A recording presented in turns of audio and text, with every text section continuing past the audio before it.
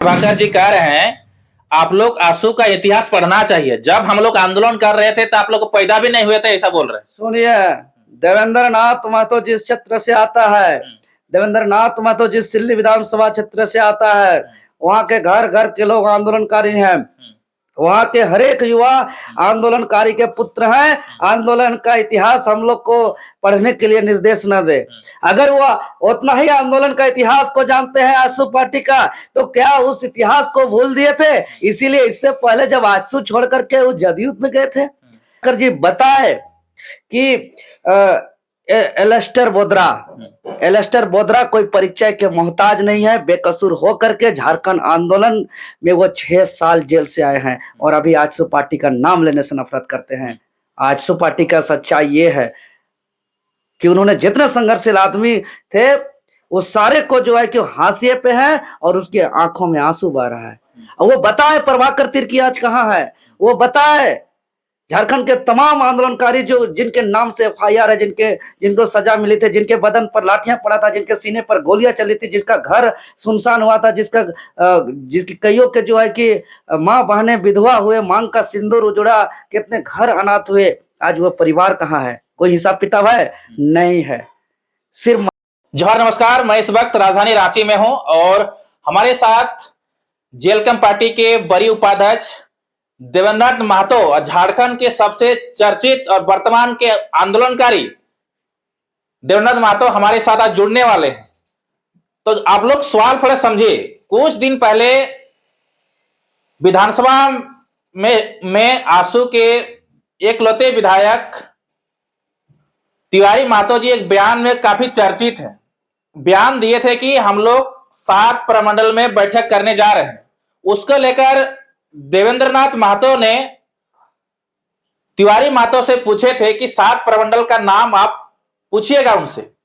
उससे पहले social handling में आंसू के वरीय पदाधिकारी परवीन प्रभाकर जी ने कमेंट किए, 7 प्रमंडल का उन्होंने नाम बताई। तो इसको लेकर देवेंद्रनाथ महतो जी ने क्या कुछ कहेंगे, चलिए जानते हैं। जोहार जोहार जोहार। आप तिवारी महतो से पूछे थे कि 7 प्रमंडल का नाम बताए, लेकिन आंसू के वरिष्ठ नेता परवीन प्रभाकर जी ने सोशल हैंडलिंग में 7 प्रमंडल का नाम लिख के भेज दिए हैं। आप क्या बोलेंगे? जी, ऐसे तो हमने माननीय विधायक जी को बोला था। हालांकि आजसू पार्टी के वरिष्ठ पदाधिकारी अगर सोशल हैंडलिंग के माध्यम से भेजे हैं, ये आपके माध्यम से हमको जानकारी मिल रही है, ऐसे तो हम देखा नहीं है। तो थोड़ा बता दीजिए कौन कौन 6ठा और 7वां है? देखिए, पहला बोला कि 6ठा मेदिनीनगर, अच्छा, मेदिनीपुर प्रमंडल, अच्छा, जो बंगाल में पड़ता है। बंगाल में, हाँ हाँ हाँ। और 7वां उत्तरी प्रमंडल उड़ीसा को बताया गया। अच्छा अच्छा अच्छा अच्छा अच्छा, मतलब ये जो तर्क बता रहे हैं ये बिना मतलब का है। बिना मतलब का है, ये तर्कहीन है। अच्छा। और इसमें बोल रहे हैं कि जो मेदिनीपुर प्रमंडल बंगाल का और उत्तरी प्रमंडल उड़ीसा का, अगर मेरा बात अगर झूठ लग रहा है तो परवीन प्रभाकर ये बात हमको साबित कर दे और हमको कहीं दिखा दे कि चुनाव हारने के बाद इन लोग कहीं कोई ऐसा मीटिंग में, कोई ऐसा बैठक में इन्होंने किसी मीडिया को बाइट दिया है या कोई बैठक में इन लोग चर्चा किया है। उनका अगर कोई भी फोटो है, फुटेज है, कोई लिखित दस्तावेज है, कोई आवेदन है तो हमको प्रस्तुत कर दे। ये दोहरा चरित्र हमेशा की तरह इन लोग जो है कि जनता को मूर्ख बनाने वाला काम ना करें। ये लोग आजसू पार्टी हमेशा से 2 चरित्र दिखाया है। 1985 में सदन में समर्थन भी देंगे, मिठाई भी खाएंगे, होलियां भी मनाएंगे, खुशी भी मनाएंगे, नाचेंगे गाएंगे सदन में, मलाई खाएंगे और बाहर निकलकर जनता के बीच में शर्म को छुपाने के लिए जिस नीति पर विरोध करते हैं उसी नीति को बाहर में जनता के बीच मंच में, माइक में, मीडिया के सामने उसका विरोध करते हैं। यही इनका दोहरी चरित्र है। आपको बता दे, आजसू पार्टी का यही दोहरी चरित्र आज झारखंड के लोगों ने समझ लिया है। ये तो 230 मामूली वोट इनको इज्जत बता दिया, नहीं तो झारखंड में सबसे लंबे समय तक सत्ता में रहने वाले आजसू पार्टी का सदन में कोई बात रखने वाला कोई नहीं होता। अगर मात्र 230 वोट ने इसका मान सम्मान इज्जत बचाया है, और 230 वोट बहुत बड़ा नहीं होता है। यही दोहरी चरित्र के कारण हमेशा तर्कहीन, लोगों को गुमराह करने वाला, बेवकूफ करने वाला बात सिर्फ लोग हमेशा करते रहते हैं। इन लोग का यही दोहरी चरित्र है। इन लोग का दोहरी चरित्र आप जानते होंगे, जब 2006 से 8 यूपीए गठबंधन की सरकार बनी थी, उस समय निर्दलीय विधायक मधु कोड़ा मुख्यमंत्री बना था। उस समय आजसू पार्टी एनडीए का समर्थक था, और एक विधायक जो है कि विपक्ष में एनडीए के साथ बैठ रहे थे, और इन्हीं का पार्टी का एक विधायक जो है कि माननीय चंद्र प्रकाश चौधरी जी एक मंत्री बन गए थे। और उसी दौरान मंत्री जब बने थे तो उनके पीए मनोज सिंह के आवास में उनके पास जो है कि नगद 15 करोड़ राशि उन पर बरामद किया गया था, और इन पर पार्टी कोई कार्रवाई नहीं किया। मतलब कितना दोहरी चरित्र है आजसू पार्टी का, कि एक ही सदन के अंदर, एक ही समय, एक ही टाइम पर, एक ही सत्र में एक विधायक सत्ता पक्ष के साथ मंत्री में मलाई खा रहे हैं, और एक विधायक विपक्ष के साथ उनका विरोध कर रहे हैं। कितना तालमेल के साथ ये लोग करते हैं। नहीं, ये नहीं समझ में कितना करोड़ क्या बोल रही है?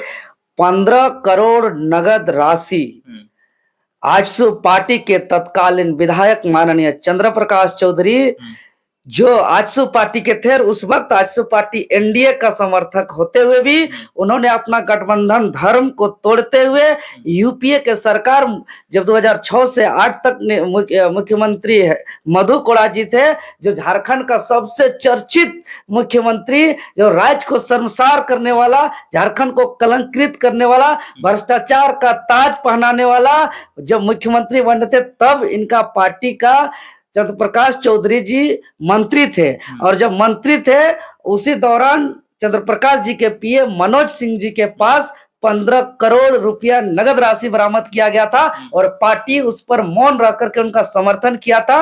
ये दोहरी चरित्र जो है कि हम लोग को सिखाते हैं, ये दोहरी चरित्र अब जनता को पता चल गया है। इसीलिए अब आजसू पार्टी का तर्कहीन, बिना मतलब वाला जवाब के चक्कर में नहीं जा रहे। ये बंगाल का और उड़ीसा का कहानी बताना बंद करें।